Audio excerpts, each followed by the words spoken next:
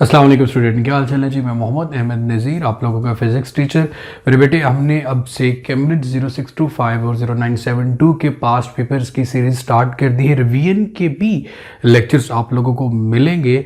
सो आज हम 2016 Feb March का जो पेपर है P2 उससे स्टार्ट करेंगे। So wish you good luck. और अभी तक अगर आपने चैनल सब्सक्राइब नहीं किया हुआ तो MMA नज़ीर चैनल को ज़रूर सब्सक्राइब कर लें, और अगर आपको इससे फ़ायदा होता है तो अपने दूसरे दोस्तों को भी ज़रूर बताइएगा। सो मेरे बेटे, हम स्टार्ट करते हैं अपने पहले क्वेश्चन नंबर 1 P2 से। The diameter of a copper wire, जो आपके सामने गिवन है मेरे बेटे, is approximately 0.3 millimetre. Copper wire का डायमीटर आपके पास 0.3 मिलीमीटर है। Which instrument should be used to obtain a more accurate measurement of the diameter of the wire. देखें, सबसे पहले तो ये चीज क्लियर कर लें, जब हमें diameter of the wire calculate करना है तो जो सबसे बेस्ट इंस्ट्रूमेंट है वो हमारे पास वर्नियर कैलिपर, या फिर जो दूसरा इंस्ट्रूमेंट चूज किया जाता है वो स्क्रू गेज है। अब समटाइम कंफ्यूजन ये होती है कि दोनों इंस्ट्रूमेंट डायमीटर कैलकुलेट कर सकते हैं, लेकिन सबसे ज्यादा प्रिसाइज वैल्यू आपको स्क्रू गेज, जिसका सेकंड नेम आपके पास माइक्रोमीटर स्क्रू गेज है, वो भी दे सकता है। सबसे पहले तो हमने ये देखना अपने ऑप्शंस में कि यह है नहीं। दूसरा जो सबसे बड़ा टूल होता है ये चीज फाइंड आउट करने का, जो लॉजिकल रीजन होती है, वो होता है इनका लीस्ट काउंट, जिसे हम एक्यूरेसी कहते हैं। मेजरिंग टेप का जो लीस्ट काउंट है, अगर मैं सेंटीमीटर में लिखूं तो 0.1 सेंटीमीटर है, और अगर मिलीमीटर में लिखा जाए तो 1 मिलीमीटर है। और लीस्ट काउंट का मतलब आप लोगों को पता होना चाहिए, the minimum value which can be taken with the help of any measuring instrument it's called the least count of that instrument. और अगर मेरे बच्चे में मीटर रूलर की बात करूं, is also have the same least count, that is 1 millimeter or 0.1 centimeter, and micrometer have least count 0.01 millimeter। ये इतनी स्मॉलर वैल्यू को मेयर कर सकता है। 1/100 मिलीमीटर भी आप इसे कह सकते हैं, या 1/100, 1 मिलीमीटर के 100 पार्ट तक मेयर वैल्यू को कर सकता है। और ये आपके पास अगेन 0.1 सेंटीमीटर या फिर 1 मिलीमीटर। और इस स्केलिंग का तो आपको पता होना चाहिए कि 1 सेंटीमीटर में 10 मिलीमीटर होते हैं। यहां से बड़ी इजीली अंदाजा लगाया जा सकता है कि which instrument is more precise. जो पॉइंट के बाद भी आपको प्रिसाइज वैल्यू दे सकते हैं, डेट इज माइक्रोमीटर, जिसे हम स्क्रू गेज का नाम भी देते हैं। सेकेंड एमसीक्यूज तो बहुत आसान है, that is which is unit of acceleration. Acceleration आपके पास ग्रेविटेशनल एक्सेलरेशन हो, एक्सेलरेशन आपके पास ए हो, तो इन सब के यूनिट सेम हो गए। हम ऐसे यूनिट की बात करते हैं जो कि हमारे पास मीटर पर सेकंड स्क्वायर होता है। And acceleration is rate of change in velocity. Gram पर क्यूबिक सेंटीमीटर डेंसिटी के लिए है, इसी तरह स्पीड का यूनिट मीटर पर सेकंड आ जाता है। उसके बाद मेरे बेटे, अगर हम बात करें नेक्स्ट एमसीक्यूज की, an object is released from rest. किसी ऑब्जेक्ट को आपने रिलीज किया, रेस्ट से फॉल कर रहा है एक ऑब्जेक्ट हाइट से जमीन की तरफ। तो जैसे ये कॉन्सेप्ट, जैसे ये लाइन आती है, तो हमारे जहन में जो टॉपिक आ जाना चाहिए वो टर्मिनल वेलोसिटी का टॉपिक आ जाना चाहिए। ड्यूरिंग इट्स फॉल, जैसे वो गिरता है, the object is affected by the air resistance. अब जैसे जैसे ऑब्जेक्ट डाउनवर्ड आएगा, इस पे एयर रेजिस्टेंस अफेक्ट करेगी, एंड एवेंचुअली आखिरकार वो एयर रेजिस्टेंस एक कांस्टेंट वैल्यू अटेन कर लेती है। अब यहां पे अगर मैं एयर रेजिस्टेंस की डायरेक्शन की बात करूं तो डेफिनेटली मेरे बेटे वो बिल्कुल इसके ऑपोजिट डायरेक्शन में आएगी। अगर weight of an object downward direction में है तो एयर रेजिस्टेंस, रुकावट, एयर फ्रिक्शन इसके बिल्कुल ऑपोजिट डायरेक्शन में है। एक खास टाइम पे आके दोनों वैल्यूज बिल्कुल सेम हो जाती हैं, एयर रेजिस्टेंस भी और आपके पास मेरे बेटे वेट भी। अब एयर रेजिस्टेंस फ्रिक्शन की फोर्स है जो कि अपवर्ड डायरेक्शन में है, weight of an object downward direction में है जो कि बिल्कुल ऑपोजिट डायरेक्शन में है। अब दरमियान में यहां पे ऑब्जेक्ट है जिसपे दो इक्वल मैग्नीट्यूड की फोर्सेस लग रही हैं, लेकिन उन दोनों का मैग्नीट्यूड सेम है, डायरेक्शन ऑपोजिट है। तो क्या ये ऑब्जेक्ट एक्सेलरेट करेगा? अगर हम बात करें न्यूटन के लॉ की, तो according to Newton second law of motion हमें भी ये बात पता होनी चाहिए भाई, जब फोर्स जीरो होगी तो ऑब्जेक्ट में एक्सेलरेशन की वैल्यू भी जीरो आएगी आपके पास। Which one is the most accurate and most suitable answer? तो वो हमें मेरा बेटा यहां पे दिखाना है। देखिए, अगर गौर करें तो मेरे बेटे आपके पास constant acceleration then constant deceleration, constant acceleration, then zero acceleration, decreasing acceleration, the constant acceleration या decreasing acceleration, then zero acceleration. तो मेरा बेटे मेरे ख्याल में ये डिसलरेट होगा, तो ये आपके पास जो बाद में फोर्स के जीरो होने से एक्सेलरेशन जीरो हो रहा है, so this is the best option we have right now. आगे मेरे बेटे ये इसका आ गया टर्मिनल वेलोसिटी का. टर्मिनल वेलोसिटी यहां से कॉन्सेप्ट ये है, ये आप ऑब्जेक्ट मूव करेगा, क्योंकि आप ये भी बात कह सकते हैं कि ऑब्जेक्ट एक कांस्टेंट वेलोसिटी के साथ मूव कर रहे हैं, और उस कांस्टेंट वेलोसिटी को मेरे बेटे हम टर्मिनल वेलोसिटी बी कहते हैं. उस कांस्टेंट वेलोसिटी का दूसरा नाम टर्मिनल वेलोसिटी है. And we know very well when the velocity is constant the acceleration will be zero. उसके बाद दूसरा question, a concrete post is carried up a very high mountain. At the top of the mountain, the gravitational field is slightly weaker than at the bottom. हम यही बात करते हैं, gravitational field की strength weak होती जाती है as we go away from the earth. So what is the effect of this weaker field on the mass and on the weight of the post at the top of the mountain? तो मेरे बेटे एक चीज तो याद हमें पता होनी चाहिए, we should know the difference between mass and weight. Mass always remain constant, but जो weight है it depends upon the gravitational acceleration due to gravity. और g की वैल्यू जैसे आप हाइट की तरफ जाते हो ये डिक्रीज होती है. जब ये मेरा बेटा डिक्रीज होगी तो डेफिनेटली वेट भी क्या होगा, कम होगा. बट मैस के लिए हम हमेशा कहते हैं कि जी मैस ऑलवेज रिमेन कांस्टेंट, ये कांस्टेंट रहता है, इसमें चेंज नहीं आता. तो मेरे बेटे फिर हमारे पास जो बेस्ट ऑप्शन बनेगी वो आप देखें कि आपके पास मैस अनचेंज्ड हो और वेट लेस हो, तो सी इज द बेस्ट ऑप्शन हमारे पास आ रहा है यहाँ पे. होपफुली ये पॉइंट क्लियर हो गया होगा मेरा बेटा. हाँ, आपने अपने कमेंट सेक्शन में मुझे ये चीज बता देनी है कि जहां से भी आपको लगे कि ये पॉइंट आपकी समझ में नहीं आया तो हम उसको दोबारा एक्सप्लेन कर लेंगे.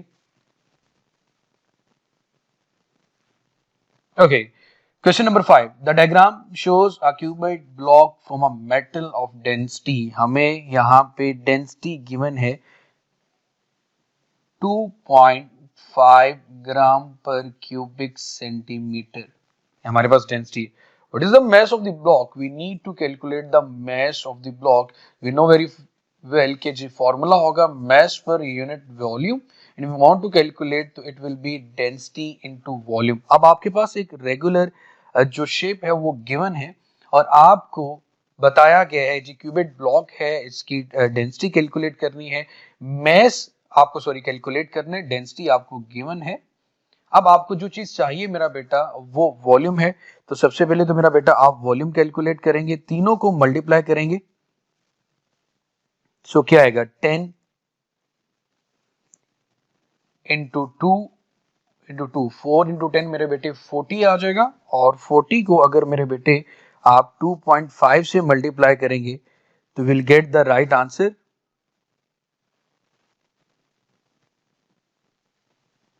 सो होपफुली आपको आंसर भी पता चल गया होगा.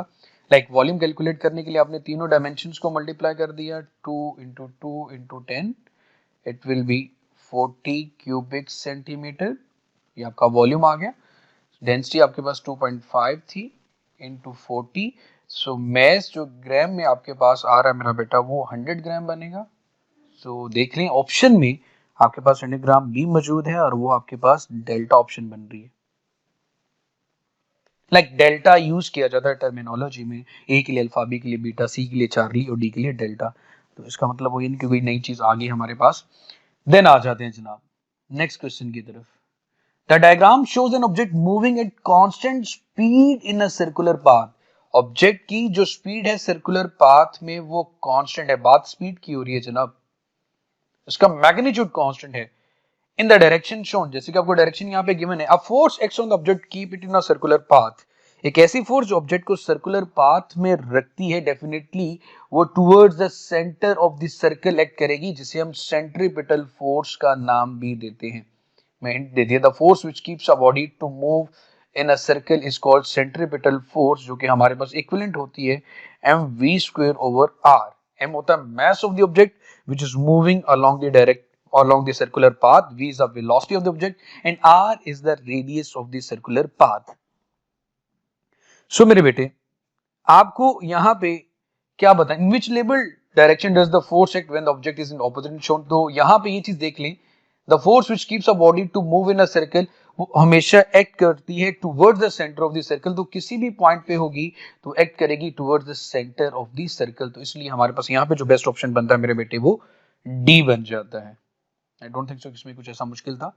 और एक चीज याद रखिएगा, यहाँ पे वेलोसिटी कांस्टेंट नहीं है बल्कि स्पीड कांस्टेंट है. स्पीड का मैग्नीट्यूड तो सेम रहता है लेकिन लम्हा बा लम्हा जब वो एक सर्कुलर ट्रैक पे मूव करती तो उसकी डायरेक्शन में चेंज आता है. इज इट क्लियर मेरे बेटे? अब नेक्स्ट क्वेश्चन की तरफ चलते हैं. क्वेश्चन नंबर 7 के बाद 6, 7 एंड 8 की बात करते हैं. जी मेरा बेटा, क्वेश्चन नंबर 7 है आपका, अ spring obey the Hooke's law. तो सबसे पहले तो आपको ये पता होना चाहिए कि हुक्स लॉ क्या है. फोर्स, अगेन मेरा बेटा हम स्टार्ट करते हैं क्वेश्चन नंबर 7 से. So what is question number 7? Hooke's law क्या चीज होती है? Force multiply by 2 extension. Force multiply by 2 force directly proportional to extension. आप जितना फोर्स अप्लाई करोगे स्प्रिंग की लेंथ की अगर बात करें उतनी ही ज्यादा इंक्रीज करती है, एक्सटेंशन आती है. अब जब भी आपके पास ग्राफ आए और ऐसी दो क्वांटिटीज जो एक दूसरे के साथ डायरेक्टली रिलेट करती हो तो ये बात अपने ज़हन में बिठा लें कि उनके पास हमेशा एक ऐसा ग्राफ आएगा जो कि एक स्ट्रेट लाइन होगी जो कि आपके पास ओरिजिन से स्टार्ट होती हुई आपको यूं नजर आएगी मेरा बेटा, दिस वन. तो यहाँ पे एक्सटेंशन और लोड के दरमियान डायरेक्ट रिलेशन है. तो बगैर सोचे समझे, बगैर कुछ और किए आप यहाँ पे डायरेक्टली ये पॉइंट ए को सर्कल कर देंगे, ऑप्शन ए को सर्कल कर देंगे क्योंकि both are directly related to each other. अगला क्वेश्चन है जी, which is the value of a vector quantity. देखिए सबसे पहले you should know the difference between scalar and vector. Scalar और वेक्टर में फर्क क्या है? A scalar quantity which have a magnitude, जैसे कि टाइम कितना हो चुका है, बॉडी का मैस क्या है, ये सारी वो क्वांटिटीज हैं जो कि आपके पास स्केलर क्वांटिटीज हैं. लेकिन अगर आपने किसी चीज को ड्रैग करना है, अपने से अवे लेके जाना है, you need to apply a force in a specific direction. जैसे कि यहाँ पे एक बात की गई, गाड़ी जो कि मूव कर रही है, जो भी स्पीड की बात या वेलोसिटी की बात की है इन ईस्ट, यहाँ पे वोल्ट लिखे हुए हैं. वोल्ट की कोई यहाँ पे कोई डायरेक्शन नहीं है, किलोग्राम क्यूबिक मीटर कोई डायरेक्शन नहीं है. ये तीनों आपके पास स्केलर क्वांटिटीज हैं. लेकिन यहाँ पे मैग्नीट्यूड के साथ साथ आपको डायरेक्शन भी गिवन है. जहां पे नंबर के साथ डायरेक्शन भी हो वो क्वांटिटी आपके पास वेक्टर क्वांटिटी होती है. होपफुली ये पॉइंट मेरा बेटा समझ आ गया होगा. what is the difference between scalar and quantity? The quantities which can completely described by the magnitude only, they are called the scalar quantities, and the quantities which are completely described by the magnitude and as well as direction, they are called the vector quantities. Then मेरा बेटा the table gives, हम next question की तरफ चलते हैं.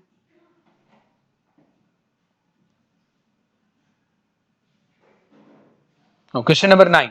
The table gives force, energy, sources and states whether the energy of the source is derived from the sun. We have to mention, लेकिन एक चीज क्लियर कर लूं मैं आप लोगों को कि एनर्जी का, कोई भी एनर्जी का सोर्स का डायरेक्टली या इनडायरेक्टली जो सोर्स होता है मेरा बेटा वो सन है. लेकिन यहाँ पे हमें ड्राइव फ्रॉम द सन की बात करें, जियोथर्मल एनर्जी. जियो मीन जमीन, thermal mean heat. Geothermal energy का मतलब वो एनर्जी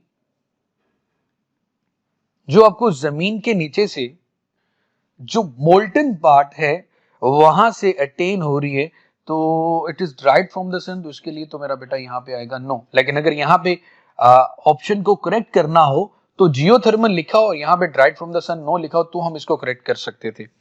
उसके बाद आ जाते हैं ऑयल्स की बात करते हैं. ऑयल को हम फॉसिल फ्यूल्स भी कहते हैं. ऑयल हो गए हाइड्रोकार्बन्स या जिन्हें हम नेचुरल गैस का नाम देते हैं.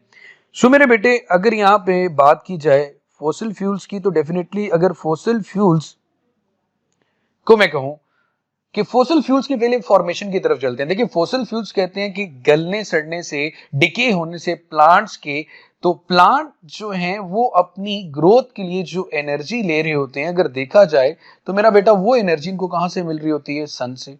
It means they are derived from the sun, तो मतलब प्लांट के डिके होने से तो फोसिल फ्यूल्स बनते हैं। तो ये मैं बात कह सकता हूं कि ऑयल जो एनर्जी है वो आपको ड्राइव्ड होती है, या फोसिल फ्यूल से जो एनर्जी हमें मिलती है, दे आर डायरेक्टली और indirectly related to the source of sun. So या सन के सोर्स से रिलेट करते हैं। तो यहां पे अगर यस होता, जो कि ऑप्शन में नो लिखा हुआ है, तो भी हमारा ऑप्शन ये करेक्ट होता। उसके बाद लिखा जी water held behind a dam. देखो मेरा बेटा बड़ी आसान सी लॉजिक है। जब water due to thermal energy evaporate करेगा, क्लाउड की फॉर्मेशन होगी, बादल बनेंगे, बारिश होगी, दोबारा डैम के अंदर पानी स्टोर हो जाएगा, तो ये तो डायरेक्टली यही करता है यस से। तो this one is the best and correct option. Wind के बारे में लिखा हुआ है नो। तो बेटा अगर हवाओं का तेज चलना, जिसे हम ब्रीजेस का नाम देते हैं, तो ब्रीजेस की जो रीजन है वो due to the difference in the temperature है, to maintain the temperature, to balance the temperature, जिसे हम कूल ब्रीजेस भी कहते हैं मेरा बेटा। तो ये अगर यहां पे यस होता, so this one is also correct option. इसका मतलब ये हुआ कि हमारे पास यहाँ पे भी तीन ऑप्शंस ऐसे हैं which are derived from oil की बात कर लें, water held behind a dam, और विंड एनर्जी की हमने बात कर ली। सो होपफुली यहां तक आप लोगों को समझ में आ गया होगा।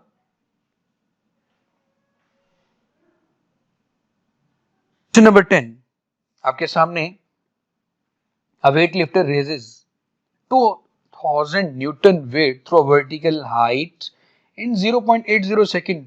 So what useful power does he develop in doing this? We need to calculate the power. So power होती है rate of doing work. rate का वर्ड जब भी आ जाए आपने उस चीज को t पे, टाइम पे डिवाइड करना होता है। हमारे पास सबसे पहले तो हमें वर्क की वैल्यू पता होनी चाहिए। वर्क का जो फॉर्मूला वो होता है फोर्स इनटू डिस्प्लेसमेंट और फोर्स इनटू हाइट। तो सबसे पहले तो मेरे बेटे हम देखते हैं कि हमारे पास जो डिस्प्लेसमेंट है या हाइट की फॉर्म है वो ये गिवन है 2 मीटर, फोर्स 2000 न्यूटन और टाइम भी गिवन है। तो हम यहाँ पे F into H over T भी लिख सकते हैं। F की वैल्यू आपके पास 2000 है, H 2 है और 0.80 सेकेंड है। इन तीनों को मेरा बेटा अगर आप मल्टीप्लाई करते हैं और 0.8 पे डिवाइड करते हैं तो आंसर आपके पास मेरा बेटा आएगा 5000 what. So D is the correct option. उसके बाद मेरे बेटे नेक्स्ट भी इसी से रेलिवेंट है, लेकिन we need to calculate the efficiency.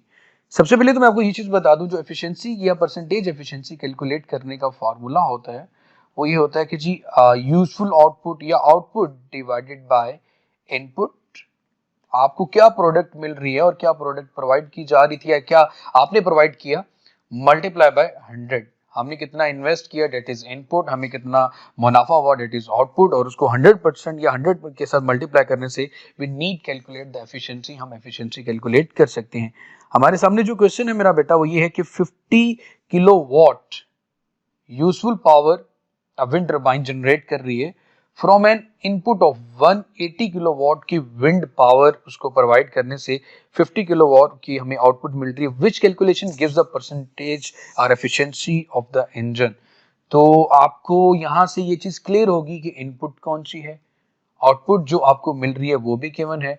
तो you just need to put the value. तो आप मेरा बेटे अगर आउटपुट में लिखेंगे 54 किलो, किलो का मतलब होता है बेटा 1000 वॉट, डिवाइडेड बाय इनपुट में 180 किलो वाट आ रहा है, तो 180 के साथ में अगर 3 जीरो लगा दिए जाएं तो किलो ही होता है मेरे बेटे वो भी। तो ये आपके पास आ जाएगा मल्टीप्लाई बाय 100%। तो यहां से देखें तो आपको जो बेस्ट ऑप्शन नजर आ रहे हैं वो कौन से आ रहे हैं मेरा बेटे, 54 kilo watt.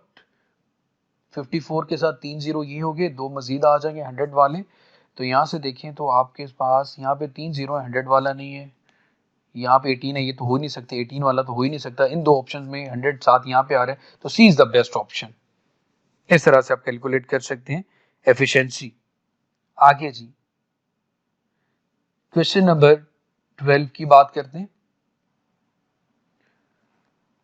A force acts on an area to produce pressure. Which change produce the same pressure. Pressure का फॉर्मूला होता है जी फोर्स पर यूनिट एरिया। आपने फोर्स लगाई किसी एरिया पर प्रेशर प्रोड्यूस करने की, आप क्या चेंजेस करें लेकिन प्रेशर की वैल्यू सेम रहे। Double the area double the force. चलिए जी, फोर्स को डबल कर दे, एरिया को डबल कर दे, 2 से कैंसिल हो जाएगा, अगेन वही आंसर आ जाएगा एफ ओवर ए। मेरे ख्याल में तो पहला ऑप्शन बेस्ट ए ही बनेगा। बाकी देखें, double the area and half the force, अगर आप एरिया को डबल करते हैं यहां पे और फोर्स को हाफ कर रहे हैं तो मेरे बेटे ये आपके पास एफ ओवर 4 ए आ जाएगा, तो सेम तो नहीं रहा। Double the area make the force 4 time bigger, half the area and double the force, ऐसा नहीं होगा। दोनों में, चारों ऑप्शंस में आप देख लें, आपके पास डबल द एरिया यहां पे किया और फोर्स को 4 टाइम करने से 4 डिवाइडेड बाई 2 आ जाएगा आपके पास, अगेन एफ ओवर 2 ए आज बन जाएगा, तो एफ ओवर ए तो ना आया। हाफ द एरिया, एरिया को हाफ करके देख लें जी, ए बाई 2 कर लें, डबल द फोर्स करके देख लें तो अगेन 4 टाइम फोर्स बन जाएगी और नीचे एरिया डिवाइड हो जाएगा। तो ये सब ऑप्शन के साथ इसलिए बताया गया कि ताकि आपको पता चल जाए कि वाई वी सिलेक्ट। में देखें, आइडेंटिकल टॉय ब्रिक्स, आइडेंटिकल का मतलब एक जैसी टॉय ब्रिक्स को आपने प्लेस किया ऑन वन एंड अनदर, तो आपने टॉय जो है टावर बना दिया ब्रिक्स का।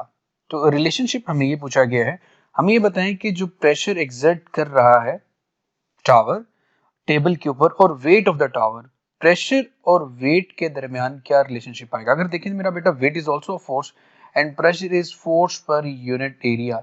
अगर मैं देखूं तो प्रेशर और फोर्स के दरमियान या वेट के दरमियान एक डायरेक्ट रिलेशन आ रहा है, P directly proportional to force और P directly proportional to weight. तो इससे पहले हम ये बात कर चुके हैं कि अगर हमें ग्राफ देखना हो और ऐसी दो क्वांटिटीज जिनके दरमियान डायरेक्ट रिलेशन आ रहा हो, तो उनके दरमियान जो ग्राफ है उसको बड़ी इजीली हम ये बात कह सकते हैं। जो ग्राफ आपके पास आएगा वो एक ऐसी लाइन आएगी जो कि ओरिजिन से स्टार्ट होती है, ये आगे जी प्रेशर और वेट के, ये दोनों क्वांटिटीज एक दूसरे से डायरेक्टली रिलेट करती हैं। अगेन बता देता हूँ, प्रेशर आपके पास फोर्स पर यूनिट एरिया होता है, weight is also a force. तो हमसे पूछा गया है कि वेट और प्रेशर के दरमियान आप रिलेशनशिप बताएं, कौन सा ग्राफ ये चीज रिलेशनशिप को रिप्रेजेंट कर रहा है। तो जब दो क्वांटिटीज एक दूसरे के डायरेक्टली प्रोपोर्शनल हैं तो मेरे भाई आपके पास जो ग्राफ बनेगा वो फिर डी ऑप्शन ही बेस्ट होगा।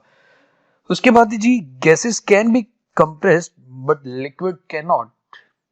गैसेस को कंप्रेस किया जा सकता है लेकिन liquid not. Which statement explain this difference, इसमें से बताएं कि कौन सी स्टेटमेंट है जो इस डिफरेंस को एक्सप्लेन करेगी।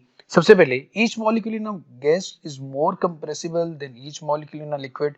आई डोंट थिंक सो कि ऐसा कुछ है। Molecules in a gas further apart than in a liquid, हमें बड़े अच्छे से पता है कि काइनेटिक मॉलिक्यूलर मॉडल के अकॉर्डिंग बात करें तो मॉलिक्यूल्स ऑफ गैसेस में डिस्टेंस ज्यादा होता है even as compare to liquid, as compare to solid. जो उनके दरमियान force, molecular force of attraction है वो बहुत वीक होती है।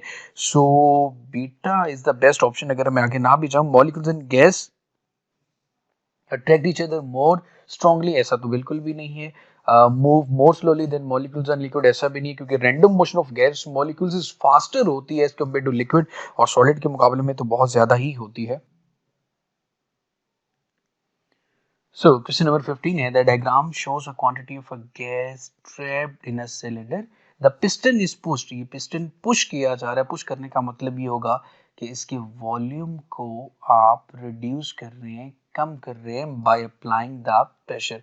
The temperature of the gas doesn't change. Temperature gas का चेंज नहीं हो रहा, लेकिन प्रेशर और वॉल्यूम एक दूसरे के इन्वर्सली रिलेटेड आ रहे हैं, या फिर आप ये कह सकते हैं पीवी का जो प्रोडक्ट है वो आपके पास कांस्टेंट आएगा।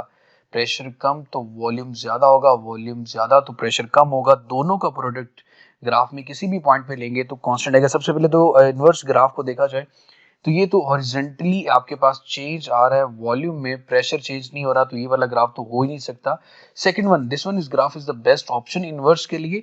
आप देखिए किसी भी पॉइंट पे, जैसे मैं यहाँ पे दो पॉइंट्स ले लेता हूँ प्रेशर के और वॉल्यूम के, यहाँ पे मैंने y पे प्रेशर की वैल्यू ली, x पे v की वैल्यू दी, तो अगर यहाँ पे प्रेशर ज्यादा है तो वॉल्यूम कम है, प्रोडक्ट लोगे कांस्टेंट आएगा। अब यहाँ पे इसका कंपैरिजन करें तो यहाँ पे आपके पास प्रेशर की वैल्यू कम है लेकिन वॉल्यूम ज्यादा है, तो अगेन आप पॉइंट नंबर 1 और पॉइंट नंबर 2 पे पी का प्रोडक्ट लेंगे तो आपके पास ये कांस्टेंट रिजल्ट आ रहा होगा। होपफुली ये पॉइंट समझ में भी आ गया होगा। देन आगे चलते हैं जी। ये वाले ग्राफ भी नहीं हो सकते, ये डिक्रीज आ रहा है, एक में इंक्रीज आ रहा है। विच quantity gives a thermal capacity of a solid object. तो डेफिनेशन की अकॉर्डिंग अगर मैं बात देखूं तो वो एनर्जी जो हीट एनर्जी रिक्वायर्ड होती है बॉडी का टेम्परेचर 1 डिग्री सेल्सियस रेज करने के लिए, उस एनर्जी को हम थर्मल कैपेसिटी कहेंगे। So energy lost by the radiation ये नहीं हो सकता, needed to melt the object ये भी नहीं है, total amount of thermal energy नहीं मेरा बेटा वो भी नहीं होगी। तो आपके पास C is the best option, the needed energy to raise the temperature of the object by 1 degree Celsius. so this is the best option we have। इसके बाद वाली नेक्स्ट वीडियो में मैं 7 to 40 के जो P2 के 2016 फेब मार्क्स के questions हैं वो आपको दूंगा। ये कंप्लीट सीरीज इंशाल्लाह आपको मिलेंगी पास पेपर्स की।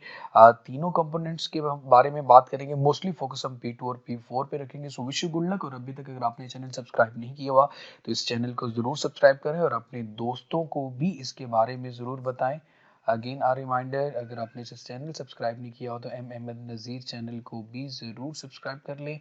If you need a personal tuition physics की तो you can contact on this number. तो अपना बहुत सारा सा ख्याल रखें, खुश रहें, आबाद रहें। अल्लाह ताला आप सबका हामी नासिर हो। अल्लाह हाफिज़।